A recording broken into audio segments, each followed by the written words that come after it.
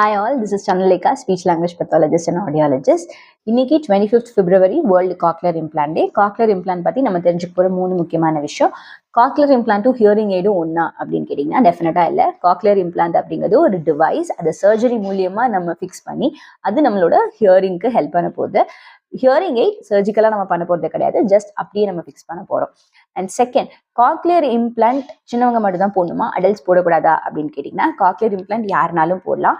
But அதுக்குன்னு specific கேண்டிடேசி இருக்கு. இந்த லாஸ் இருக்கிறவங்களுக்கு போடலாம், இந்த லாஸ் இருக்கிறவங்களுக்கு போடக்கூடாது அப்படிங்கிற கேண்டிடேசி இருக்கு. அதை நம்ம ரூல் அவுட் பண்ணிட்டு அதுக்கப்புறம் நமக்கு ஹியரிங் எய்ட் பெட்டர் ஆப்ஷனா, காக்லியர் இம்ப்ளான்ட் பெட்டர் ஆப்ஷனா அப்படிங்கிறத சூஸ் பண்ணலாம்.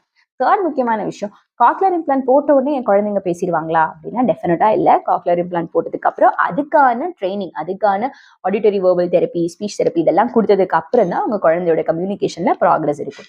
ஸோ இதுதான் காக்லியர் இம்ப்ளான்ட் பத்தி நம்ம எல்லாரும் தெரிஞ்சுக்க வேண்டிய விஷயம். இன்னும் நிறைய தெரிஞ்சுக்க போறோம். Stay connected. பை.